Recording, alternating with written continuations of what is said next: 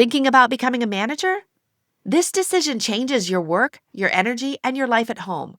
Joanne Merrick helps you evaluate the fit before you say yes. This is the Your Next Success podcast, and I am your host, Dr. Carolyn Sengel. I am a life-first career coach and strategist on a mission to normalize questioning your career, because I believe each of us is made on purpose for a purpose only we can fulfill. The longer we live out of alignment with who we are, what we do best, and why we are here, the more we miss out, and the more the world misses out on what only we can give. The Your Next Success podcast is where we explore how to build a career that truly fuels your life.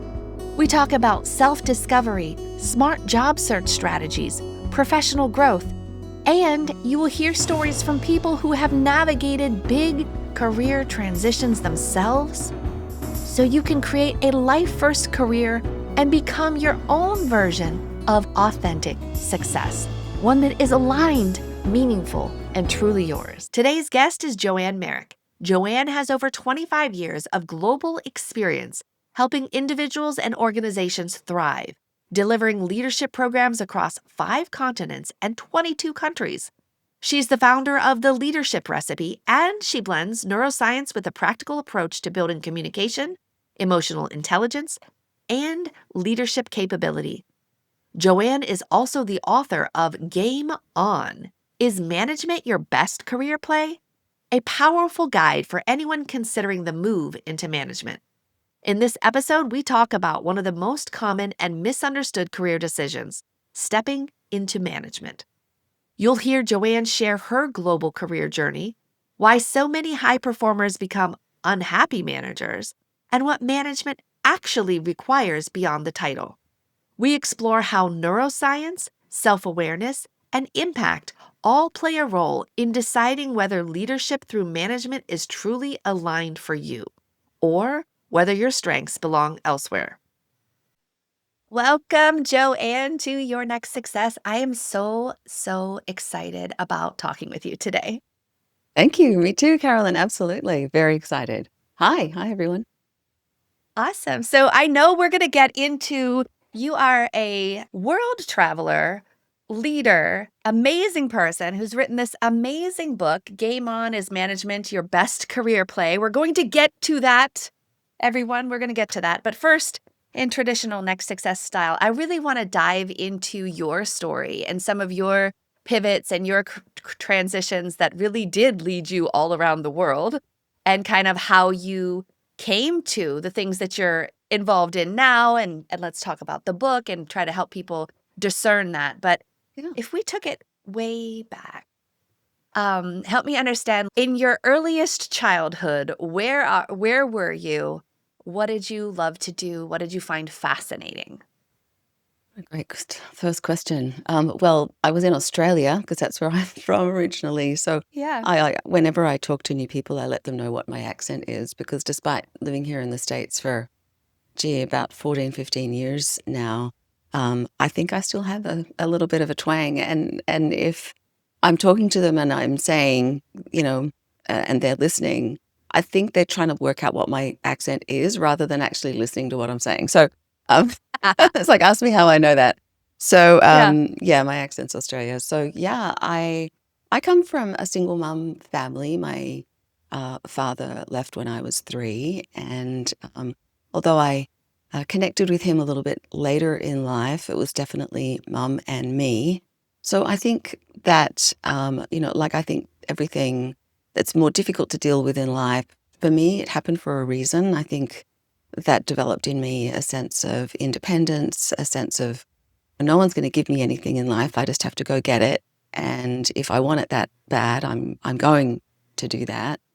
I struggled through school, to be honest. I think I was fairly smart as a student, but I had a lot of, I want to say, baggage even at a young age from my personal circumstance. Like in those days, not many people were getting divorced. In fact, when my parents divorced, it was one of the last, if not the last, divorce case that had to go all the way up to the Supreme Court, and you had to prove whatever the Oh, reason wow. was that you were separating, it was no way near as easy then to get a divorce as it is now. So, and I'm not saying it's easy. I'm just saying, the legal process was a lot more difficult then. Yeah. So, yeah, I think there was a lot from that. But I went through, we call it primary school in Australia, and then went to high school. But I left high school at year 5. So what's that? I think that's junior high in the United States, and started working full time. Before that, I'd held other kind of small jobs. And I think some of those small jobs made me realize what I didn't want to do as far as a Oh, yeah. career is Well, yeah. concerned, learn a lot of lessons from those. How about outside of school or outside of the things you had to do? What did you enjoy doing just for fun? I think reading, and that's why books, I think books can take you into another complete different world than maybe what you live in. I do remember many of the sci-fi oriented books I was reading as a kid that I'm not that into these days, but I do remember reading some of those and just being absolutely fascinated by the imagination that went Mm. into them. I also started to read the encyclopedia, and I remember getting as far as S. So Wow. I That's was still pretty good. I was a Yeah, big because that was reader. kinda bland. I like to go and play, like, encyclopedia roulette, right? Like, so just Hmm. go to the library, pick up a volume, and, just open to see what it was, Yeah, and kind of read and learn a little bit, but I didn't. So you read sequentially all the I way to. did. I did. Wow! That was kind of crazy. I mean, it was a much smaller volume of But encyclopedia, still. but I do remember getting to S. So yeah, it was reading was a thing for me. Absolutely. My friendships with were really important to me those days as well. I had a very close group of friends, many of whom I'm still friends with. So I think that's pretty cool. Absolutely. Yeah. And then talk about some of the jobs that you didn't particularly like, and then how did those situations help you, make some criteria for what you really were looking for? Yeah, well, we were talking about this. I was talking about this with a friend the other day. We were just, the random subject of first jobs came up, and my first job was actually was the Royal Society for the Prevention of Cruelty to Animals. I think you call it the ASPCA Wow. here, the American Yeah, yeah, Society. yeah, yeah. But they used to get pens and sell them. I guess they got them made overseas, and they all came in pieces. So the insert to the pen, the top of the pen, the bottom of the pen. So we had to Wow. kind of put the pens together, and then we put them in these little boxes of 5, and then we'd put them aside, and the RSPCA would sell those to make money to look after the animals. So as much as that brought me in, I think maybe $4 or $5 an hour, it certainly wasn't anything that I wanted to kind of do long term. I then went and worked as a checkout chick at Safeway, Oh, and wow. I didn't really enjoy that job, to be honest. In fact, it's still every time I walk into a Safeway these days, it still kind of hits me. It's just not. It just wasn't for me. Uh, Maybe you didn't like the little tiny quick small talk. You wanted to maybe do um, something more type of I thing. think that could be true. But stories in those days too, every single item you had to ring through, like it was the old cash register. Like if it was a Ah. dollar 24, it was 1, 2, 4, click. And then Yep, yep, yep, point yeah. 0.35 click or whatever for everything. It wasn't just the beep that you hear these days. Yep. And I think you're right. I think you nailed it. It was. Um, I think my thing in life is I just really want to help people. Even today, it's one of the reasons I wrote the book. There's just this genuine desire in me to help other people lead a better life. And I know that kind of might sound, like what everybody wants to do, but there's something very deep in me that wants to do that. I get a lot of satisfaction from that, and I don't think was able to get that. And I do remember the reality of some of the stories. Like I remember one gentleman was coming through my checkout, and he had, 4 screaming children under the age of 6-ish. They looked quite young to me. And he looked very stressed. And he wanted to share with me that his wife had just left him with these 4 children, and he had no idea what he was doing and what he might need for the children and all that kind of stuff. So, it's those heartfelt stories that really get to you. Yeah. And maybe that was, you know, a small building block in my reasoning for just want to help people. I think we all have these interesting, maybe not so great experiences, but like I said before, I think they really do build us into who we are today. I truly believe Absolutely. it. Everything's for a reason. Yeah. Absolutely. Absolutely. Yeah. Yes. Yes. And even the pens, right? So it's like I can see how if you're like, oh, you're going to have the opportunity to go work at this place that prevents cruelty to animals and tries to help with that mission. Oh, that's awesome. And then you're like assembling pens. You're like, Yeah. what in the world? This is pens. I'm trying to deal with people and talk to them about being kind to animals. Like, so, Yeah. and, if ever your pen breaks, you are very proficient with Putting that. it back together, you're right. Although these days they're just throwaway, aren't they? Yeah, I still try. I still try. Um, just that problem solver, I think. So, okay, then what happened? So, how did you decide to continue on with school, and how did you decide what to study?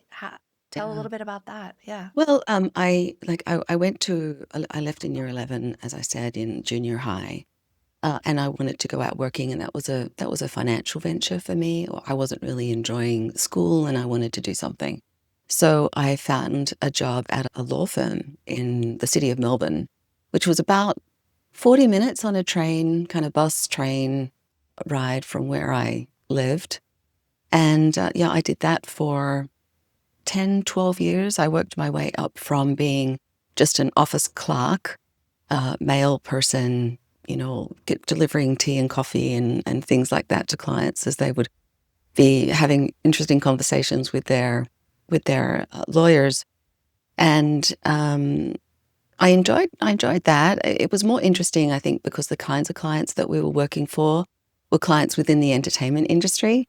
And Oh, I had interesting. a bent as a singer. That's one other thing I really enjoyed doing when I was growing up. So I ended up getting into rock and roll bands myself at a young age as a frontline singer or backup singer, Oh, how and to fun. work with local kind of quite well known rock and roll bands in the music industry for me was kind of fun.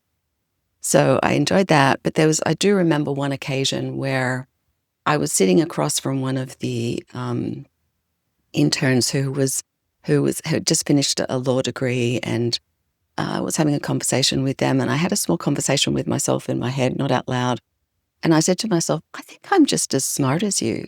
I think I'm just as smart as someone who's finished up a law degree. I'm not sure. Maybe I should take myself back to school. So I did. I took myself back to school and did year 12, or senior year. I did it part-time while working full-time. That took me 2 years. By this point, I was married. I had a stepson as well. So I was a mother, so to speak. And I finished my year 12 and got into an arts degree in psychology, of course. It's got to be all about people for me. It was either that or journalism. So Hmm. I chose I, Interesting. I Yeah. chose psychology. And that took me another 10 years-ish, 9, 10 years to complete part-time. I switched degrees from an arts degree to a behavioral science degree halfway through, and, blah, blah. So my major is in psychology and management. So that's why I figure Very cool. Yeah. And were you still working while also going to school and also helping raise a child? You know? yeah, I did that. Yeah. I did that. Yeah. You Were you look still back on working at this. this Yeah. at the same place? I think I switched law firms a couple of times. I had different managers.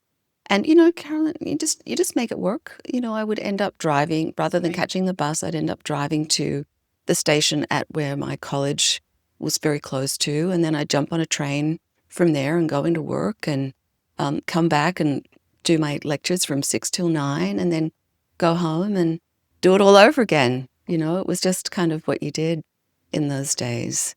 And it was while I was there that I discovered that I wanted to work in the world of leadership, learning, and development. And again, I still remember that moment. I remember sitting in a class. The lecturer, professor, was going through on the screen a series of jobs that you can get or think about getting into with the degree that we were covering off. And on the screen came learning and development manager, and I thought, that's what I'm going to do. I had no idea how I was going to do it or under what situational circumstance I might get there, but that's what I wanted to do. So I did. That's awesome. I I like to do that too, right? Mhm. Like I would see something, I walked into high school the first day and they had this board where the valedictorians had their picture and I was like, "Wow, this looks kind of cool." Yeah. My picture's going to be there and I just picked the Yeah. spot, right? Or I was like, "Oh, well, I'm going to just get a PhD. I'm not exactly sure, but I'm going to do it. Well, I'm going to, you know, get this award that I hear is possible. I don't exactly know, but I'm going to start a business and I'm going to impact these lives, right?" I kinda set those like you're casting a fishing net and then you're gonna reel yourself in, but I Percent. don't have it all planned out at the beginning, where versus my husband's approach is more like, "Well, we gotta figure out how A connects to B to C to D to E to F to G to to Z," and I'm like, "I'm at A. I know I'm getting to Z," but so it sounds you were a little bit like that too. You just had this kind of Yeah. inspiration idea and Yeah. you make a decision and then whatever it is, you're gonna go out and get Yeah. to that. Absolutely. Yeah. Despite what anyone else might be saying at the time, because I don't think that I was getting a lot of support from people around me. I don't think that there was a lot of people that really thought that I was going to do it. I was, Yeah. looking back on my childhood, I probably would have been voted least likely to succeed given the circumstances that I was in. To be honest, that's what Yeah. I felt. So it's an inner drive that has enabled me to that I've been able to rely on to get through some of the times that I've gotten through. And to your point, casting the net wide and goal setting. One of my goals when I was 18, I don't even know where this came from. I think I just dreamt it, woke up one morning with it. And that goal was to live and work in a country where English was not the first spoken language. Again, I didn't know how I was going to do it. In fact, in those days, I was married to a police officer in the Victoria Police Force. So there was no way that he was going to move Yeah. anywhere. So I remember our first argument actually as a couple was, how can you have that goal when I do what I do? And it was like, I'm sorry. Who knows what the future is going to hold? So I kept on to it. But obviously I didn't make that happen until he and I had divorced, which is why, getting back to my earlier comment, I do know how difficult those times can be. So I ended up doing it. Oh, I moved yes. to Hong Kong back in 2007.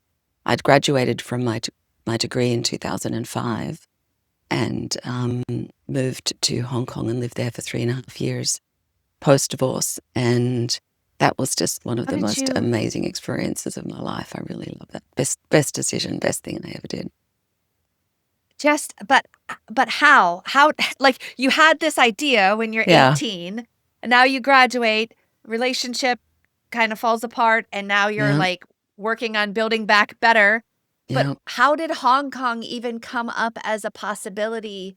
And did you just, like, go there and then find something to do, or did you have something to yeah, tell us this is fascinating and amazing in the same breath, Uh, and terrifying for me a little bit, All right? no, all Like three. yeah, Absolutely.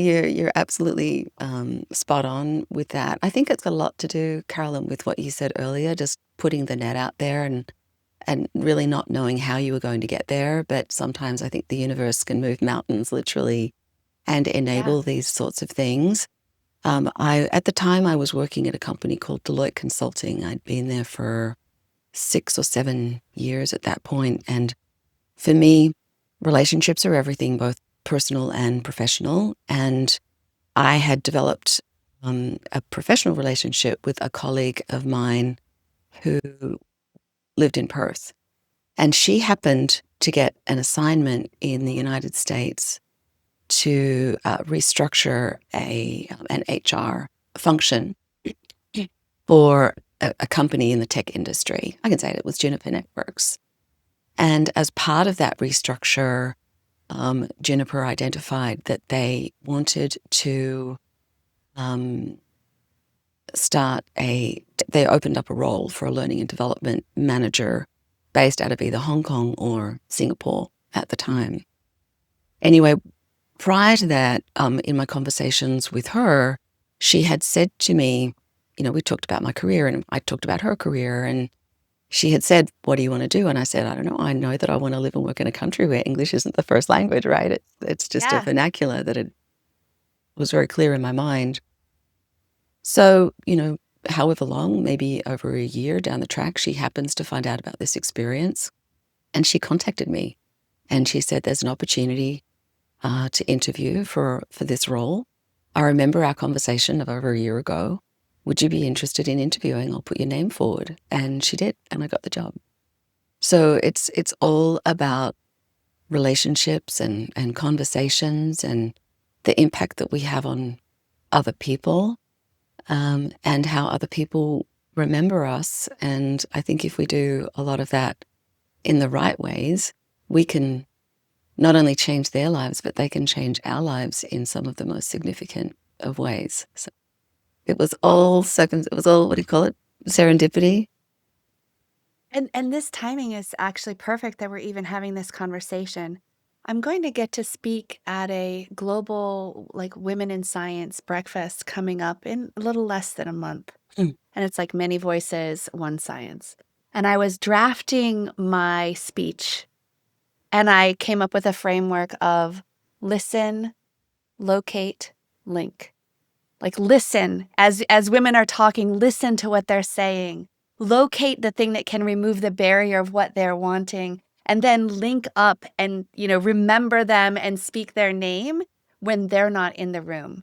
And that's exactly what happened with you and your friend, Yeah. your colleague, that she remembered and she wanted to help give you the opportunity of something that was coming down the pipeline. So that is, this is wild and amazing It really at is. the And, same. and I thank her, every day, because without that, so I did move to Hong Kong, 3.5 years, made some of the best friendships I've ever made from the most amazing people in my life.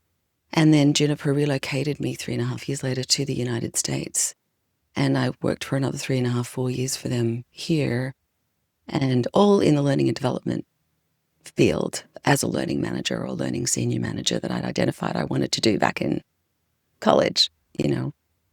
And I met my husband Wow. while I was here. And, now we've been happily married for 11 years coming up. Another stepdaughter here. Animals, a new job. We've since moved house. I move up here. I live up here in the Pacific Northwest here. And honestly, Karen, if you had told me 20 years ago that I would be living in the Pacific Northwest, looking out at a view of the San Juan Islands with Mount Baker in the background right now, I would have slapped you. Like, no way, no way. Like, how the heck is that ever going to happen? But it has. So, and Wow. that's why I love the Wow. name of your Okay. podcast. You just never know where your next success is going to come from, whether it's Yes. personal or professional. So I think it's absolutely spot on in so many ways. Thank you. Yes. And I also believe that everybody's successful wherever they are. Like at this moment, whatever circumstance, whatever thing just happened, whatever job, business decision just happened that you didn't control, whatever thought or inspiration that you had, like you're already successful because you got to today. And now what? That's And it. now what? Like, what is the life you'd love to live, and how can your career fuel that? Because I think it's a shame that 80% of workers are disengaged and unsatisfied with what they're doing. And yet we live in a free country. And even if you're listening to this in another country, you still have the ability to do your best to strategically plan and do something different. You don't have to make a rash decision all at once, but you can absolutely plan it out and decide how can you really make it so that you can have that life you love. So, And don't yes. and don't Okay. let your current circumstances hold you back. Don't Yes. don't think big is, I think, the message here. What would you really, really want to do in your heart of hearts, irrespective of the situational circumstance that you currently find yourself in? Whether it's family, whether it's work, whether it's financial, whether it's, health, whatever. I really do think that we need to put these things out there, and I do believe that the universe moves mountains for us in all the right Absolutely. ways. We've just got to put it out there. when I've got a sign on my wall that I look across from right now, and it's arigato, because I spent such a long time in Asia. I have a lot of respect for many, many different cultures and languages. Obviously, I speak only a tiny, tiny bit of each one because I wanted to be, again, I wanted to generate relationships with people. I wanted to be respectful of their culture and their language. And I just love the word arigato because it is thank you. And I want to remind myself every day how thankful I am for everything that's come my way, good, bad, or indifferent, because it's led me to your point where I am right now. Yeah. Yeah. And that's the thing also, just once we kind of have an idea of the life that we want to be living, then we're opening ourselves up to exploring and recognizing when those opportunities do come across for us, across from us. Like, I didn't know anything that there even was recruiters for the chemical industry. I did not know. And yet then when a recruiter called me to try to recruit me to do what I had been doing as a scientist, and I could have done again, but would have required me to move. That's not the life I wanted. I wanted to have more flexibility to be with my kids at that age and stage. And so when I asked, well, where are you guys called from? And the next thing you know, here comes an opportunity I didn't even know existed. Yeah. I didn't know. Yeah. And then I could use my education, knowledge, experience. I got to use my extroversion. I got to use my desire to want to actually help people. And that was an amazing chapter of my experience until I outgrew it. But it still was Mhm. a very foundational thing. And it happened from trying to define, okay, well, I'd love to have a job where I could drop off and pick up my kids, where I could take off on a whim because somebody was sick, or go on field trips and be the room parent. And I didn't think, because I had put I put myself in this box thinking, oh, I could never possibly do that as a chemist because I didn't study computer scientist. You can't work from home as a chemist. Not true, everyone. These are limiting beliefs, That's you know? right. So Yeah. instead, I think of putting ourselves in the box, we need to use that box as something to just kind of light on fire, use it as fuel, use it as the stepping stone into that next thing, but really just defining what would it look like? What could it look like if for a moment you weren't stuck? What would you love to do? How can you take one tiny step forward towards those things? I like to use the word might. So, how might I, rather than how Oh, I can love I it. or how should I? Yeah. Because the word might is very mighty. Yes. Yes. It's Right. very, it's I love it very, though. it's very I love opening. it. It's very, it Yes. allows for a lot more innovation. How might I go about doing that? And then you're putting those thoughts out there, and then your brain is kind of forced to come up with answers because you're asking it a question. Yes, and it's a possibility. So that's a very I saw later you went and got some like neuroscience Yeah. certifications as well. But Hmm. that is so wise because it's shifting from that like sabotaging region of your brain to Yes. more of the wise and possible and exploring. And so that question of might, I love it because it's like, ooh, if I were to solve this problem, how might I do it? Doesn't mean you have to, but wow, Or let's how can you or how explore should you this. is very limiting, and Yeah. how might is a lot more freeing for Mm. the brain to come up with those sorts of responses. Yeah, Oh, that's beautiful. absolutely. Okay, so you come to the US through all of these things, and then how does your career kind of ebb and flow? Well, I had to go back to school because I'm a lifelong learner, and that's just what I do.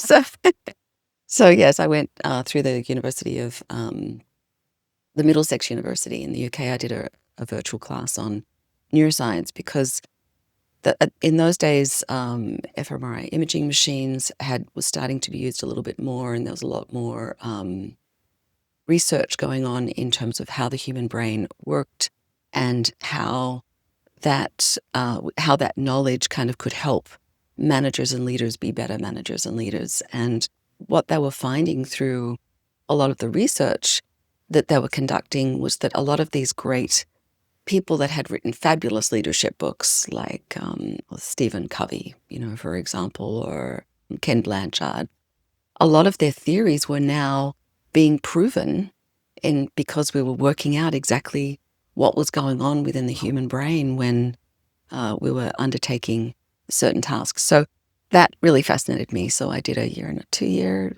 postgraduate certificate doing that. And now, you know what it's like, right? When you get that level of education and insight, you can't help but look through a different lens. And so Yeah. everything I do now is through the lens of the science in understanding how do I maximize my relationships in understanding how the human brain might function to Yes. get the outcome that I'm looking for. So, Mhm. and from that, it did lead me to write the book. So the book took me 5 years to write. I'd always wanted to write a book ever since I was a very young girl. Obviously, I was a reader, as I mentioned before, but another colleague of mine, actually a friend of my grandmother's, had written a book. And I remember going to the book launch as a 7-year-old and looking around at all these adults holding their cups of tea and coffee and their saucers with their cookies, as we call them here in the States. Thinking, yeah, and seeing this pile of books there and her getting all of these accolades for writing this book. I think that was embedded somewhere in my brain and something I wanted to make sure that I did. Again, putting the net out there, I didn't know what I was going to write the book about. I didn't know how I was going to make it happen. All I knew was that I wanted to write a book. And with my experience in the professional world, I noticed that there was a lot of very unhappy employees out there and a lot of very unhappy managers.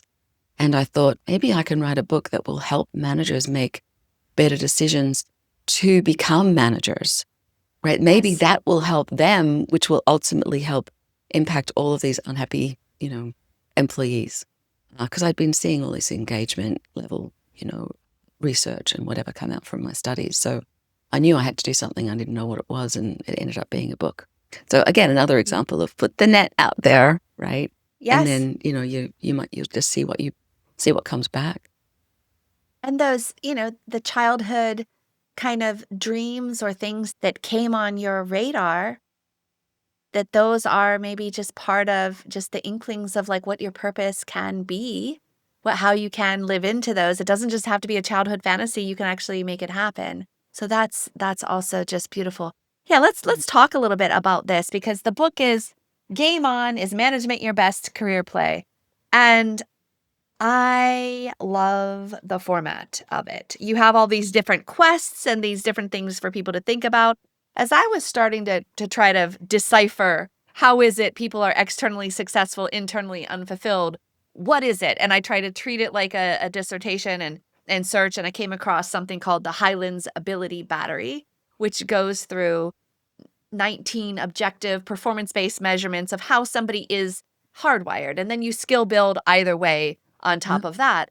But in going through that experience and becoming then a consultant for them, there were things that I hadn't realized before that, ooh, were very interesting. Like, for a lot of companies, somebody who has a generalist perspective, it can be very attractive to be a manager compared to someone who has a specialist perspective. The specialist can be amazing and love what they're doing, but when you take an amazing individual contributor who got deep down into the weeds, and if they want to have some sort of advancement and they think, oh, yes, I know, I'll just be a manager, they could become incredibly unhappy because it might be counter to how they were wired and developed. Talk a little bit about that.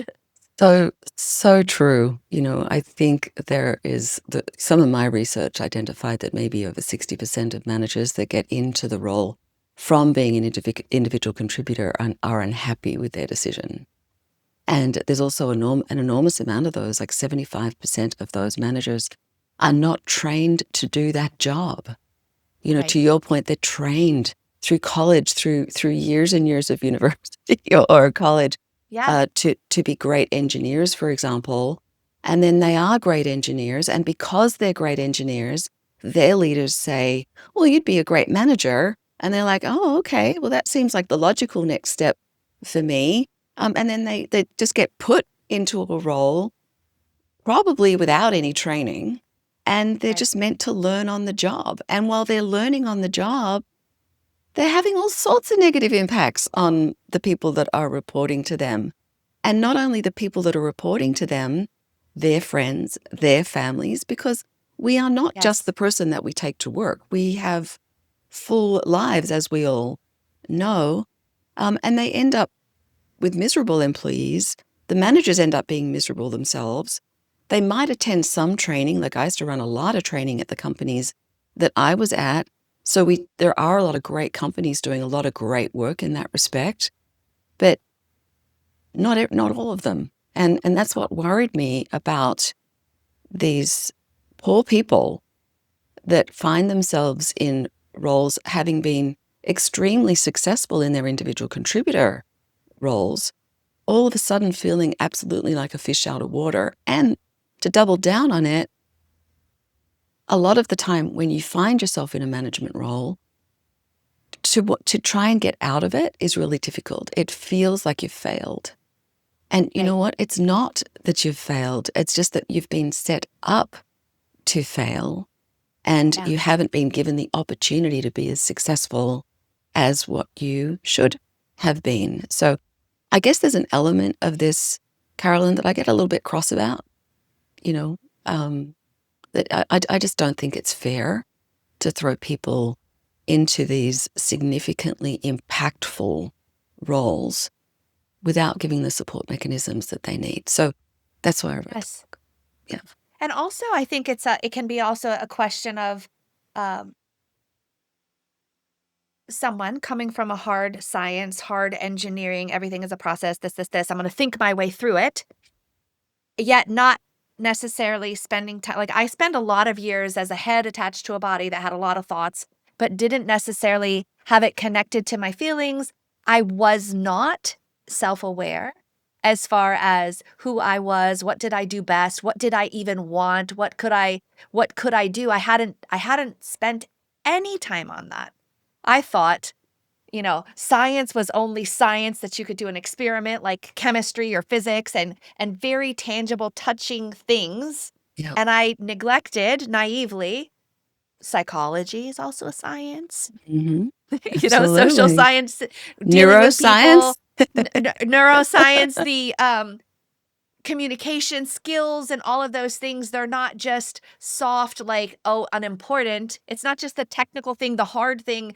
The people things can be honestly harder than some of the other ones that do follow rules because people have their own thoughts, emotions, feelings, and yes, like you said, bring their whole selves to work, not just the part that was hired for that particular job. So I think sometimes if somebody's thinking, oh, I want to rise the corporate ladder and I'm going to be successful and I'm going to be great, and I guess the next thing is manager, and they had not spent any time becoming self-aware of their own likes, desires, interests, hardwiring, skill sets that they want to do, desire to help people or desire to move things.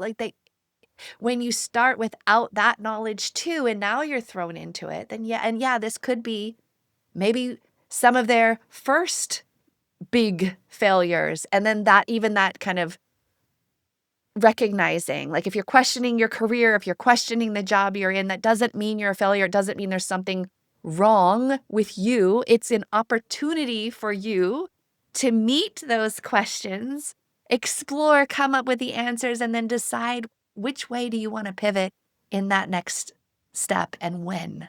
Yes. Exactly. And all of these skills are learnable. Mm-hmm. They really are. You just have to spend a little bit of time and develop your unique way of managing and leading people. And I think there are definitely some fundamentals that I talk about in the book. I identified 22 different skills in the book, I and loved there's it. Yes. an assessment in there too. And on my website, there's actually a virtual assessment that folks can do. So it's not just in the book; it's available on my website. And I know you'll put a link to that. Uh, after we're done here. But I wanted to make it as easy as possible for people to assess where they're at right now as it relates to those skills, and then start to identify some ways that they might grow and develop those skills. And there's a lot of free courses on how to give feedback, how to communicate effectively, how to empower folks, even some of the fundamentals of management, like how to interview, how to manage conflict, how to run a performance review, how to engage your direct reports. There's so much to it, but it really is learnable. And that's why I truly believe that managers need to be lifelong learners, because it's not a skill that you just go to a class and learn. You have to go to a class, learn it, apply it, learn from the application of it, change the way you've done Absolutely. that, try again, and again, the application of these skills is with different people. So managers need to be extremely flexible in how they apply them, because just because one way of application worked well with one person doesn't necessarily mean it's going to work exactly the same way with another person, because that other person is completely different. So that's why I Yes. say it's lifelong and all encompassing, because that's what I truly believe everyone on this earth deserves, is a good manager. And let's face it, Carolyn, everyone has a manager at some point in their lives. Just like we all have parents. Yeah. Even CEOs have managers, and that's the board. So, and they're usually elected spots. So board members still have to be accountable to somebody. Absolutely. Yeah. So it's something that we can never get away from, and it's something that I don't think enough people think about seriously enough. So that's why I wrote the book. And you wrote it so practically, because you kind of that you have somebody named Zoe that is kind of considering these things, and then you have different quests and challenges for people to consider and imagine, what they think or how they would be or what they would like. And I want to just let everybody know some of the table of contents. It has like anticipate the challenges, look behind the scenes, get ahead of the game, develop a manager mindset, start with the basics, understand the key management skills and the tactical stuff. The fine print, impact is everything. And then the decision time is management, your best career play has that assessment in it where people can really kind of look and think and say, okay, well, let's say for results oriented. I enjoy setting goals and working towards measurable outcomes. Achieving tangible results motivates me. And then you can self-assess yourself. Do you strongly disagree? Disagree? Are you neutral? Do you agree? Or are you strongly agree? And then you can even put like, what is your skill level, beginner, intermediate, or advanced? So this is just so practical to kind of allow somebody to explore the idea of being a manager, either before they are one or after they're already one, when they're trying to realize, okay, and what specifically do I need to build? Which skills specifically should I be building so that I can give my best shot at this? And while also discerning, is this really what I want to do in the next chapter of my career and in my life? Yeah. And I'd really hoped that some companies might take this book on as a resource for their upcoming leaders, for their like leadership readiness programs. And I do know of a couple of companies that are doing that, and I'm really thankful for that. So I hope it does have that practical element. With the assessment that I put on my website, you can not only do your own self-assessment, but you can send links out to other people, other peers, maybe your current manager or whatever, and have them assess you, kind of like a 180 or Yeah. 360. Yes. Yeah. Yes. So I wanted to incorporate that element into it as well. But I did that after I wrote the book, so that's not in the book. But if you go to my website, you'll see that there. Yeah, and one of the most important areas that I wanted to get across in the book was that chapter that you mentioned on impact is everything. And the inspiration behind that came from actually one of the leaders that I met while I was in Hong Kong. I was very close with him, his family. They're all from New Zealand, but he was on an expatriate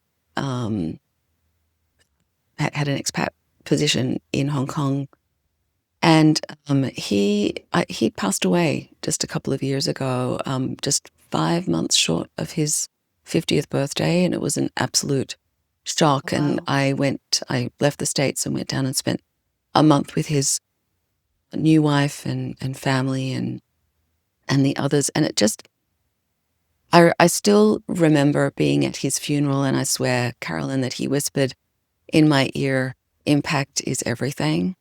And so that's why I dedicated that chapter in the book to him, because the impact that he had, not only the people that were around him as a manager and leader and as a friend, but also on their friends and families. I mean, he had well over 300 people at his funeral for someone that had only lived a short, not 50 years. So I wanted to make, that was the inspiration behind that chapter, but I want to leave folks with the thought of, what impact am I having right now, today, on the people that I'm interacting and engaging with, whether it be from a professional perspective or a personal one? Am I leaving them with a sense of feeling good about themselves, feeling important, feeling loved, feeling cared for, feeling respected, feeling valued, feeling relevant? Is that what I want to leave them with? And if it Yeah. is, am I? Am I doing Yeah. everything? Because I think, Carolyn, just imagine a world where every manager walked into their day with that thought. What an amazingly different world we would live in. And Absolutely. I really hope that sticks. And the reason I called it Yes. Game On was because, I think in the last chapter, as you would have read, I made lots of analogies between career and games. And I think our career is a game, albeit a very serious one. But there are different levels to it. There are different characters that we can take on under different scenes or scenarios. We need goals, we need rewards, we need recognition, we need options. So there's also a game element to it, which I think we should look at our career as a little bit of fun Yes. and enjoy it and live it while we're in it. Because if we this work-life balance rubbish, it's not work-life balance, it's work and life involves work, and for most of us anyway. So it's our lives, it's life. That's right. Yeah. It's not like there was one me at work and one me at Mhm. home, and I could see if it was balanced. It was the same me. So I like to say it's work-life integration. And when you do leave work and you go home or you go to the people that you love, how are you showing up for them? Are you exhausted and drained because of those hours that you just spent before? Because your work family, if it is dysfunctional or fun functional, however that may actually roll, but you spend so many hours with those people at work, but by the time you go home to the people that you love, you chose, you made, or you have the privilege and honor to get to care for and be with, there was a time in my, looking back, that I wasn't showing up for them the way that I wanted. And I had done it supposedly earnestly and thinking like, "Oh, I'm gonna work so hard for them, and, they'll always be there, and I'm chasing these things, and as I get more money and as I get, higher positions or more things that I'm working on, then that unlocks more opportunities." And then the reality is they grew up. Yeah. They grew up.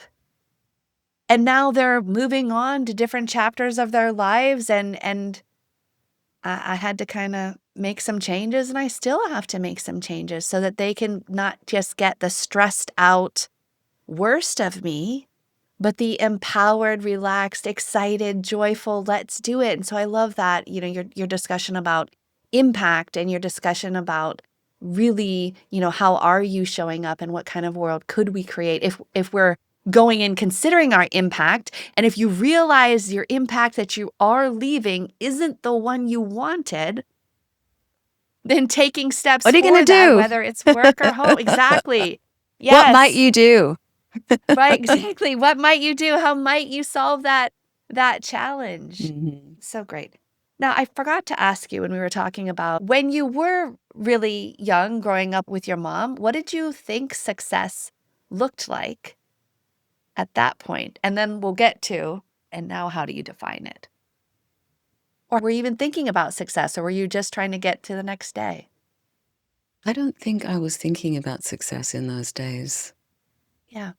Or if I was, to be completely honest, it was probably that thing that I could buy, you know, Yeah. that useless thing that, that toy or that probably as I got older.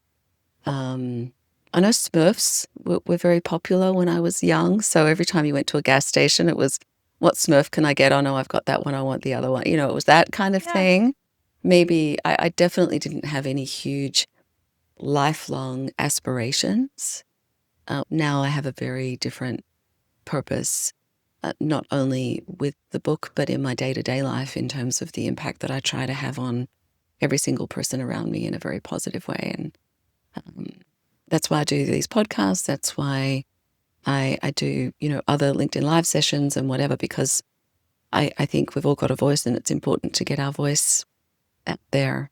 So, what will success look like for me now? Yeah, authentic success. And that's how you define it, not how the world defined it, not how somebody else said it should be for you. But yeah, your version of authentic success. I feel like I've got there. I don't mean that to sound. I'm just striving for great relationships now, so maybe that's what it is. It's just to continue to have positive impact. I guess ultimately, in a selfish way, to be recognized in some way for the impact that I'm having or might have had. But that's not why I do it. If that was to come, Yeah. that would be great. But that's not why I do it, because I think self-recognition is one of the most important elements for us to look back on our lives, the decisions that we've made that have enabled us to get to where we are now, for us to be proud of ourselves in that way. That for me is success right now. And I guess if That's there beautiful. are elements of my life that I'm not doing that, that would be something for me to address. But there's definitely areas of my life that I'm very proud of, and I want to hold on to that. Oh, I Yeah. love it. How can people find the book? And is that the best way for them to get deeper into knowing you is through the book at this point? Yeah. Yeah, for sure. My website is theleadershiprecipe.com. They can definitely get access to the book. It's on amazon.com. I have just finished recording the audible version of it as well. Lovely. So that will be available fairly soon in my Aussie accent. So I did read it myself. Love it. So yeah, through the book. So the book is on amazon.com, so they can check it out there, or contact me via my website, or Joanne at The Leadership Recipe if they'd like to connect with me personally and let me know their thoughts about the book, or maybe they've got ideas on what my next book might be about, because I think there will be a next book. Well, I will link as many of these things in the show notes as possible. And I just want Yeah. to thank you so much, Joanne, for telling a little bit more about your story, some of the reasons behind the book. And I highly and strongly encourage everyone to please check out her book. It is an amazing read. It's accessible. It's something that you start reading and you're fascinated, and it leads you to a lot of thinking, to a lot of taking action toward that decision. So definitely recommend it as one of the most practical, helpful books about that decision of, is management your best career play? So thank you so, so much, Joanne, for your time today and helping us know more about you and your book. Thank you, Carolyn. I really enjoyed our conversation. I really appreciate you taking the time out and having a chat. You've brought up lots of amazing memories for me throughout our conversation. So thank you. Thank you, everybody. Joanne, thank you for this conversation and for naming something so many people feel but rarely articulate: that management isn't a reward, it's a responsibility. And impact truly is everything. If this episode helped you think differently about your career, Follow the show and share it with someone who's standing at a similar crossroads. Thanks for listening to Your Next Success with Dr. Carolyn Sengel. Remember, authentic success is yours to define and includes aligning your career to support the life you want.